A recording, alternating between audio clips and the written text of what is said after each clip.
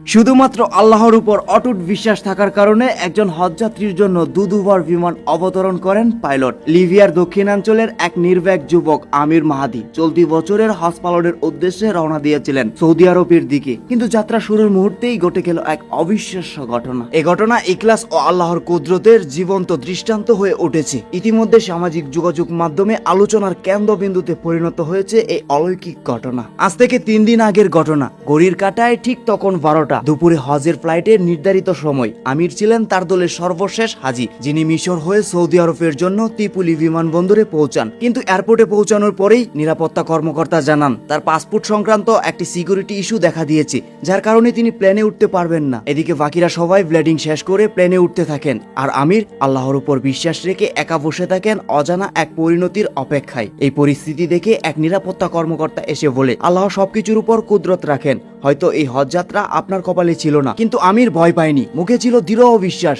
জবাব দিলেন, ইনশাল্লাহ প্ল্যানটি উড়বে না, আবার ফিরে আসবে।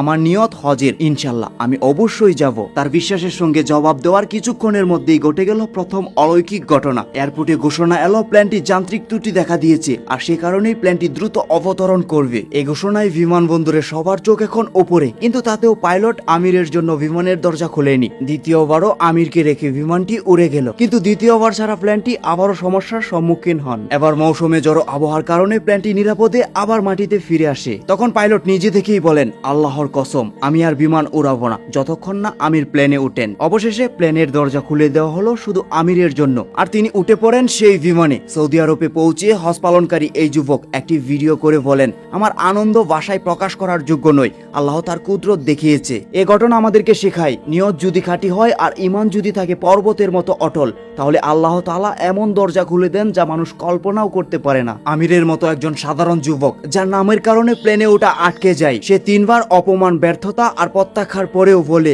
আমার নিয়ত হজের, ইনশাল্লাহ আমি যাবই। তাহলে এটা কেবল কথা নয়, এটা হলো তার ঈমানি ঘোষণা। আল্লাহ বারবার প্লেনের গতি থামিয়েছেন, পরিস্থিতি উল্টো করে দিয়েছেন, শুধু একজন বান্দার অটল নিয়তের কারণে। হ্যাঁ, এটাই হলো ঈমানি শক্তি। আল্লাহ তাআলা নিজেই ঘোষণা দিয়েছেন যে আল্লাহ তাআলাকে ভয় করে তিনি তার জন্য উত্তরণের পথ করে দেন।